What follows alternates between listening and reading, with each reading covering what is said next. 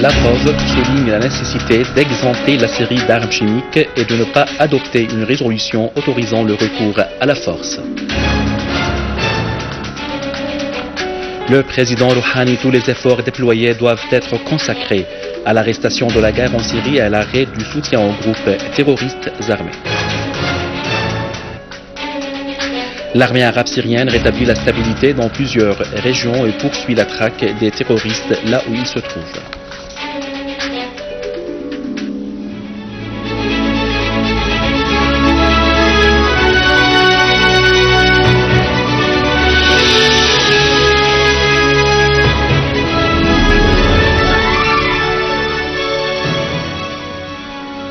Mesdames et messieurs, bon après-midi et bienvenue à notre journal. Le ministre russe des Affaires étrangères, Sergueï Lavrov, a affirmé la nécessité d'œuvrer pour se débarrasser des armes chimiques en Syrie et n'ont pas adopté une résolution onusienne autorisant le recours à la force.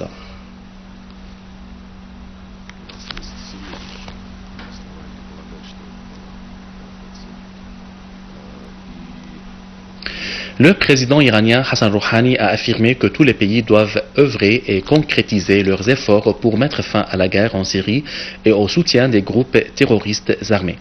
Dans une allocution prononcée lors d'une cérémonie à l'anniversaire de la semaine de défense, Rouhani a indiqué qu'il n'est pas possible de se débarrasser d'une guerre par le déclenchement d'une autre, affirmant que l'opposition syrienne doit se mettre à la table du dialogue avec le gouvernement syrien. Pour sa part, le président du Conseil de la Choura iranien, Ali Larijani, a réitéré la position de son pays appelant à résoudre la crise en Syrie via les voies politiques. Dans une conférence de presse tenue conjointement avec le chef du Parlement turc, Jamil Zizek, en visite actuellement en Iran, Larijani a souligné le rôle des deux parlements, turcs et iraniens, pour parvenir à une solution politique à la crise en Syrie et refuser le terrorisme et la sédition. Il a de même fait savoir que l'Iran appelle tous les pays de faire face au terrorisme et à lutter contre la pensée takfiriste dans la région.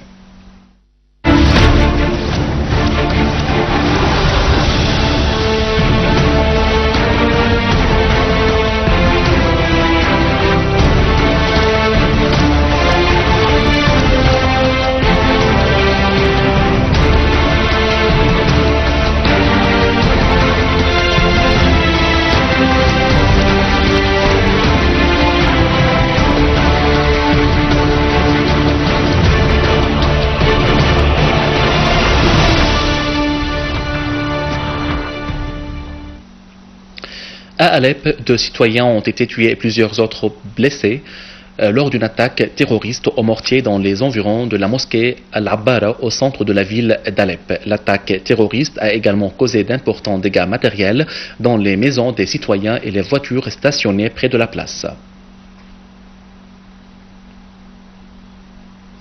Nos forces armées ont déjoué une tentative d'attentat à la voiture piégée d'un terroriste avant qu'elle entre dans la zone industrielle d'Annabek dans la banlieue de Damas, sans faire de victimes parmi les citoyens. Dans la banlieue d'Idleb, nos forces armées ont ciblé des repères et des regroupements des bandes terroristes à Jabal al-Arba'in, Tel Salman, Serje et Kfar Roma, faisant nombre de tués et blessés parmi les terroristes. À Deir ez-Zor, nos forces armées ont détruit un tunnel des groupes terroristes dans le quartier Jbeila, y compris des engins explosifs improvisés et une quantité d'armes et de munitions. Des unités de l'armée ont également statué grand nombre des terroristes retranchés dans un des immeubles résidentiels dans le quartier ainsi que dans le repère au quartier Al-Matar Al-Qadim. Le journal The Independent a confirmé l'existence d'informations suggérant que la Russie a une importante nouvelle preuve sur l'implication des bandes terroristes en Syrie dans l'attaque chimique d'Al-Ghouta. Le journal a fait remarquer que ces missiles sont fabriqués à l'Union soviétique en 1967 et vendus par Moscou à 3 pays arabes qui sont le Yémen, l'Égypte et la Libye. Le journal a souligné que des grandes quantités d'armes de fabrication russe sont envoyées de la Libye aux gangs terroristes en Syrie par le biais de Qatar.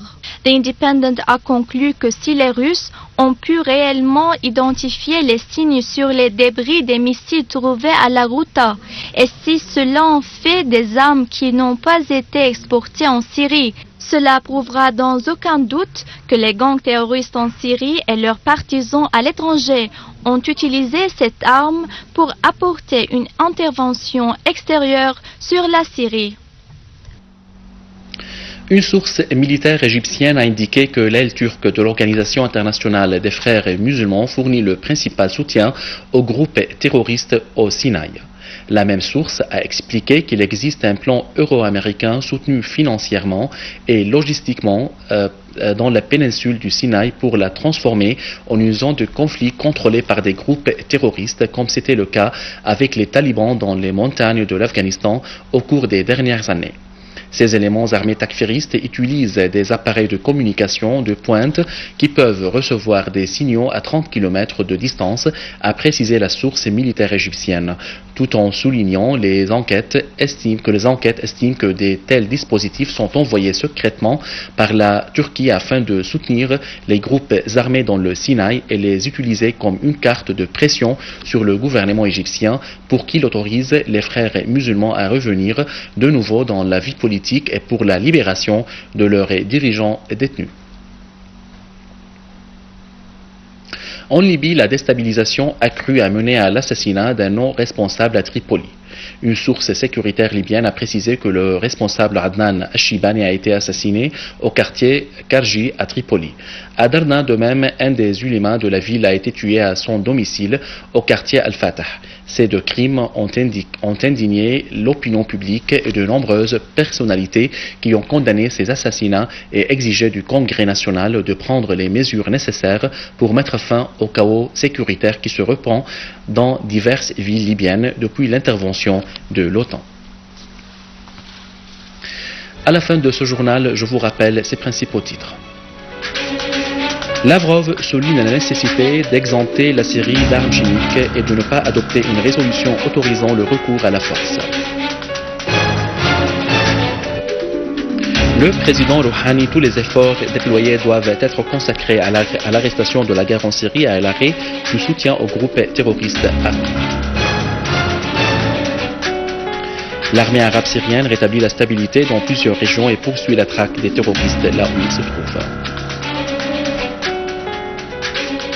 Mesdames et messieurs, c'était notre journal d'aujourd'hui. Merci de l'avoir suivi et au revoir.